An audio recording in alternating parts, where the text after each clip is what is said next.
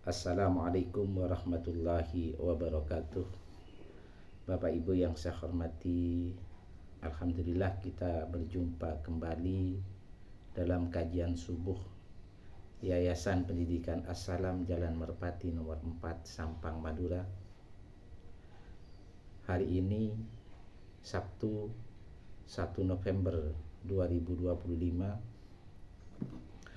Tema pada pagi hari ini adalah qalbu kanan melampaui batas dan pendusta.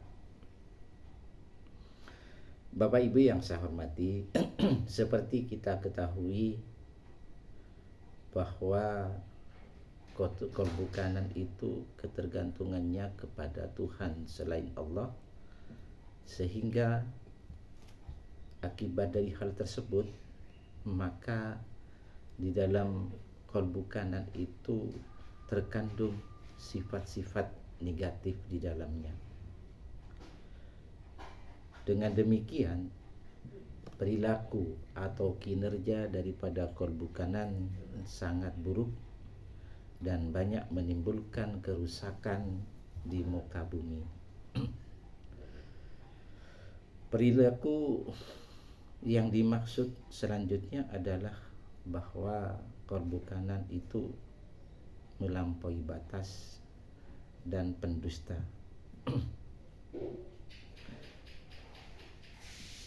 Akibat dari hal ini atau kebiasaan ini, maka akan sulit untuk menerima kebenaran dari Allah Subhanahu wa taala, dan akibatnya Allah Subhanahu wa taala itu mengunci mati qalbunya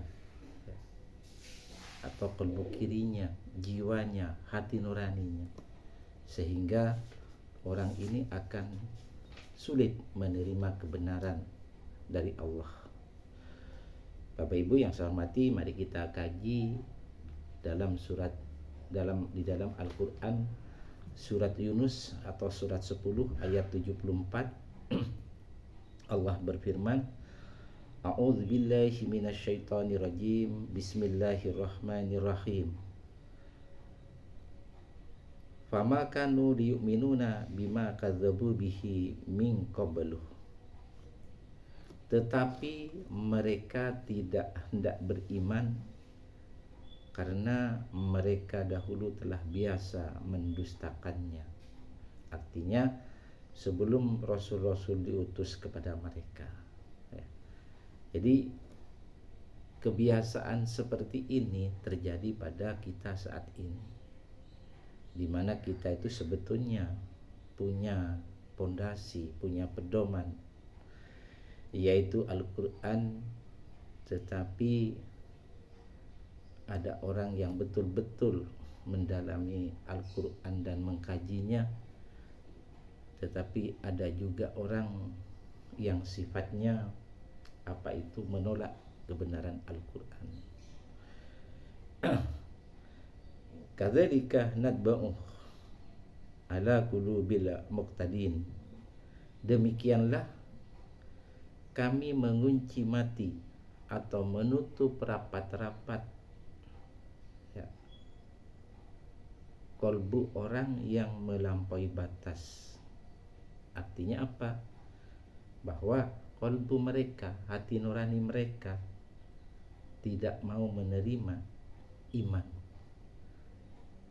seperti kami mengunci mati qalbu mereka yang melampaui batas. Bapak Ibu yang saya hormati, melihat ayat di atas, hakikatnya sebenarnya para rasul itu datang membawa kebenaran dan petunjuk untuk kita. Namun sebagian besar dari kita itu tidak mau beriman.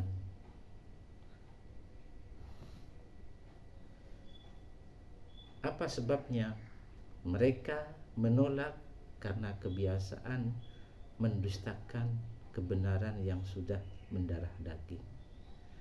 Artinya ketika ada perintah Allah, kita itu menolaknya, diakibatkan kita itu terlalu mencintai dunia, megahnya dunia, atau memperturutkan hawa nafsu, atau menerima godaan dari setan. Karena mereka memilih untuk tidak menerima kebenaran atau melampaui batas, maka Allah Subhanahu wa taala melihat orang-orang yang seperti itu, secara otomatis Allah akan mengunci mati kolbunya, kolbu kirinya, jiwanya. Sehingga orang itu jiwanya tidak bisa berkomunikasi dengan Allah Subhanahu wa taala. Jiwanya menjadi gelap. Ya. Kemudian orang itu jiwanya menjadi kotor. Nah, ini akan menjadi penghambat orang itu di dalam mendekatkan diri kepada Allah. Kalaupun ini terjadi, maka orang itu sulit menerima kebenaran. Siapa yang membackup orang-orang yang seperti ini? Yaitu kecintaan kepada dunia yang berlebihan, hawa nafsu, dan setan. Akibat dari hal ini, maka Allah tidak akan menurunkan cahayanya, petunjuknya, karunia-Nya, rahmatnya. Karena cahaya ini diturunkan hanya kepada orang-orang yang beriman atau kepada orang-orang yang istiqomah di dalam beribadah kepada Allah. Hanya diturunkan kepada orang-orang yang istiqomah di dalam mencari ridha Allah. Ya. Bapak Ibu yang saya hormati, marilah kita rajut kembali makna daripada ayat ini, bahwa sesungguhnya kita itu harus menerima kebenaran Al-Quran sebagai bentuk ketaatan kita kepada Allah. Dengan jalan terlebih dahulu kita banyak mengingat Allah, berzikir kepada Allah, dengan jalan banyak mensucikan jiwa, ya. Dengan jalan istiqomah dalam beribadah. Kemudian jiwa kita itu kita ajak untuk senantiasa berkomunikasi dengan Allah. Kemudian yang berikutnya adalah kita hati-hati, seperti yang saya sebutkan beberapa hari yang lalu, bahwa seseorang mengalami ujian dan musibah itu yang paling berat adalah ketika seseorang itu diuji oleh Allah berupa ketidaknyamanan atau bahkan kenikmatan. Nah, sementara kolbunya dikunci mati oleh Allah. Nah, ini adalah ujian kita yang paling besar. Oleh sebab itu, Bapak Ibu, marilah kita banyak mendekatkan diri kepada Allah, banyak mengingat Allah, agar jiwa kita selalu terkonek kepada Allah, agar jiwa kita selalu secara rutin menerima cahaya Allah. Mengingat Allah itu sebetulnya sangat rindu, sangat kepingin berjumpa dengan hamba-hamba yang beriman. Tetapi kadang-kadang kita menghambatnya karena kita banyak bermaksiat kepada Allah.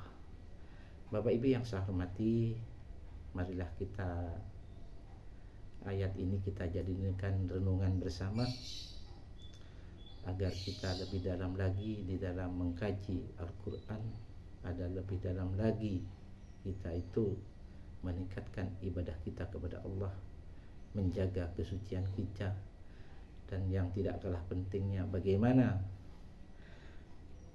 4 instrumen ini. Yang paling penting adalah kolbu kiri, jiwa kita itu mengendalikan kolbu kanannya atau jantung sebelah kanan, mengendalikan shoulder atau dada atau paru-paru kita secara batin, dan mengendalikan otak atau pikir kita, di mana otak dan pikir ini ada kecenderungan mencintai dunia secara berlebihan dan memperturutkan hawa nafsu.